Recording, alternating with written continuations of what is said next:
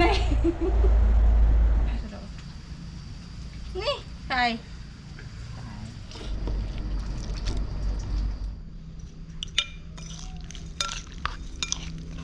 สบายดีพ่อแม่พี่น้องเพื่อนทุกคนบรรหาโลกแตกก็คือคนตกน้ำโทมเหินทุกคนเอ้ยคุณเบาไหลจากน้ำออก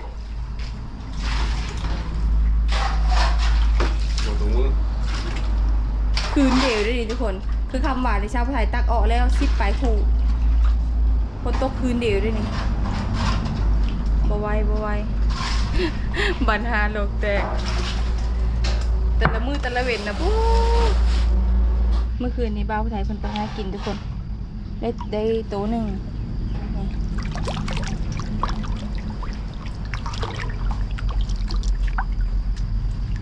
เขาจะมาเปิดกินเด้มันเด้ทานบ้าวไทยคนทุกคน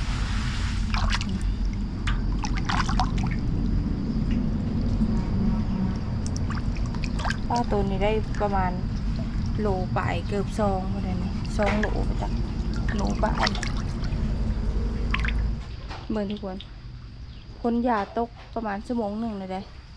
แต่ว่าน้ำในจักมันมาแต่เสือยังไรอยู่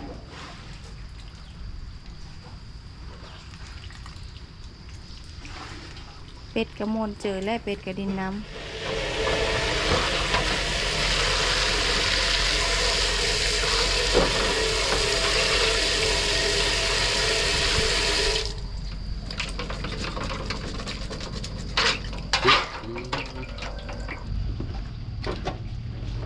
เย็ดไปกินเผาปลาเนี่ยค่ะหลับสดเราไปแล้วขึ้นเสาเกตเรียบร้อยให้เช้าไรกูกันนี่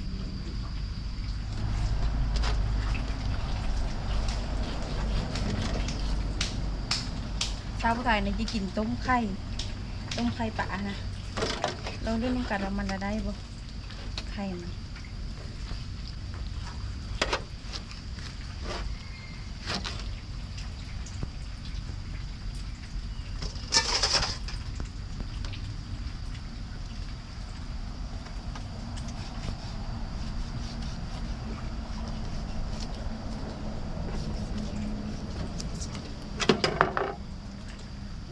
มีได้ไข่ใช่ไหมมีได้ไข่ใช่ไหมโอ้ยสาลุ้นเลยได้ไข่ปกติย่างเลยปลาไหนไข่ไข่น่ะนี่ได้ไข่น่ะอ้าวไข่ยังน้อยเนาะคือดูไข่เต็มท้องสะดวกนี่ไข่กินไข่ต้มไข่ปลากระเพาะปลาแต่พวกเขาได้300 โลอยู่ภาคใต้เนาะโบ้กระเพาะมันก็ยอช้ำเลยกระเพาะมันซื้อกัน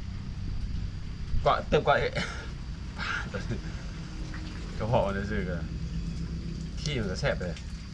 ซอสดีอยู่พอที่บอกแต่ว่าจะเย็ดโฮซาบิเนี่ยมันพอดีก็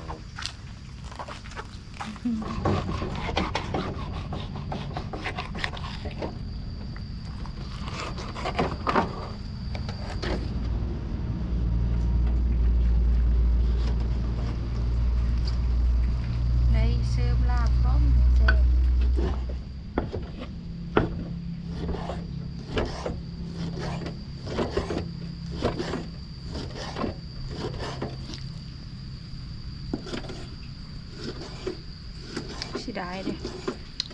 สวยจำพิธีขัดเนี่ยจะกินเยอะลำก็ชนเอาไว้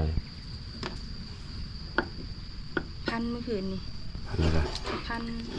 เอาลูกพาแพทย์เอาลูกพาแพทย์เอาลูกได้2 คนแล้วก็เอาลูกผัดมาแล้วผัดเอาลูกไปนอนอู้ผัดเป็นไก่ไก่พันลายบ่ได้โมกระยองท้องกระโปงหมอส้มแสดงไงพี่อันนี้เขาว่าโหยองทองพุ่งแต่ไม่เป็นแต่เบิ้งนะ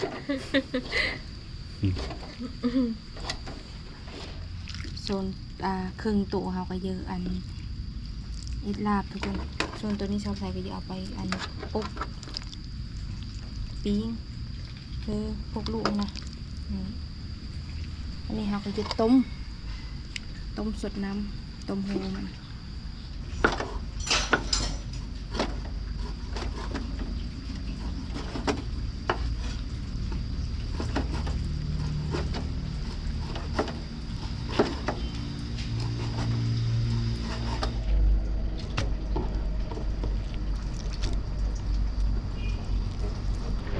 เก่ง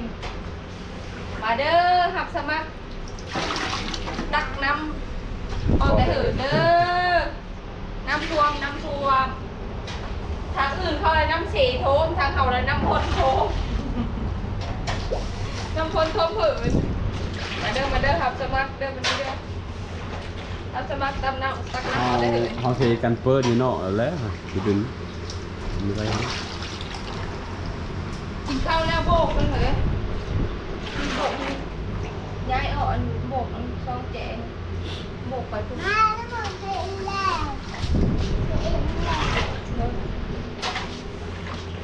โอ้ซอมือกาซอคอย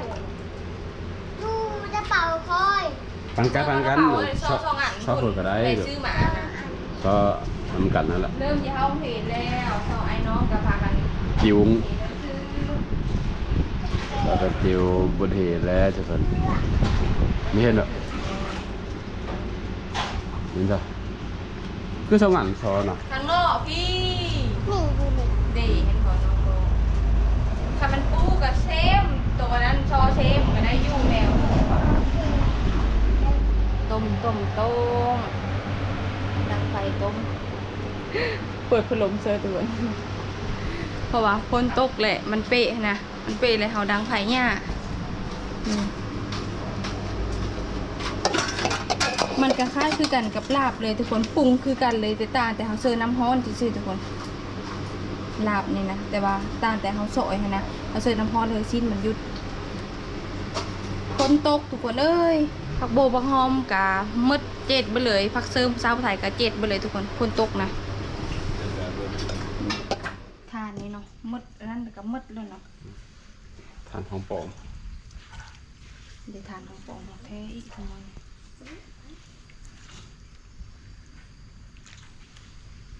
แต่ของปลอมนะเฮ้ยนี่เลยจะจอเนาะผมไปเอาลูกค้า ขี่รถไปหับลูกค้าอย่ามาไอ้เล็บปัดไปหอดจราจรออกแวะมาคืน จะจรเอาหาเงิน เขาก็ยุดลายมือนะ ฝนตกเนาะ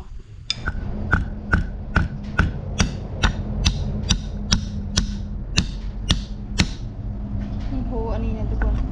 หอมมันเป็นอาหารมันเป็นโฮคิงใหญ่อันนี้หอม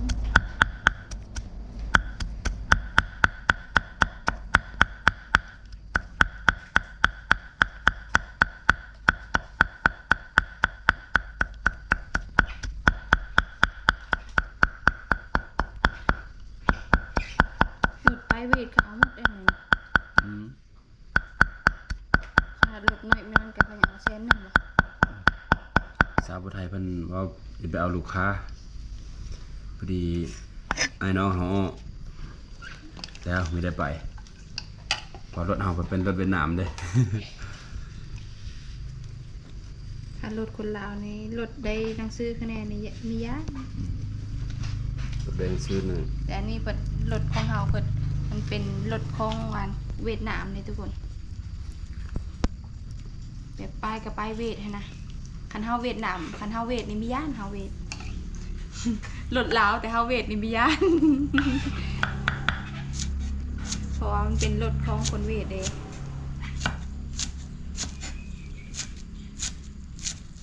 โอ้ยอย่าไปสิโปนกันเนี่ยไอ้หนองเนาะ เหนียวด้วย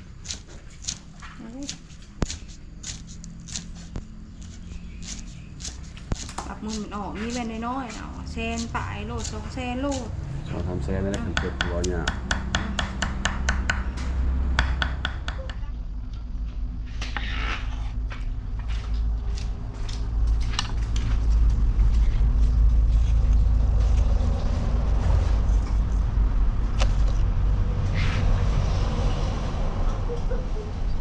ที่ชูหอมเนาะ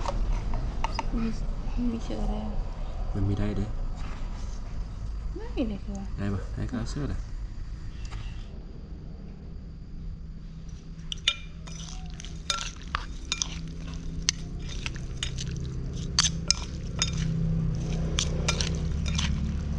ปลาล่าดีเลย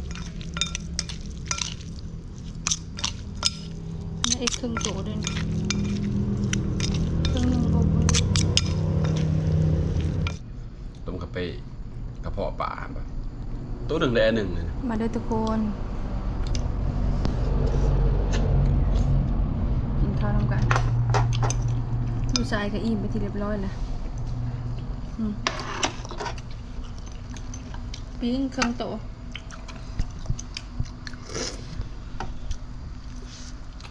จะรับมันรับครึ่งหนึ่งบ่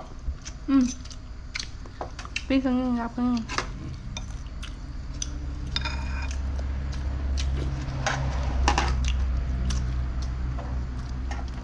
กินกับปีโก้ย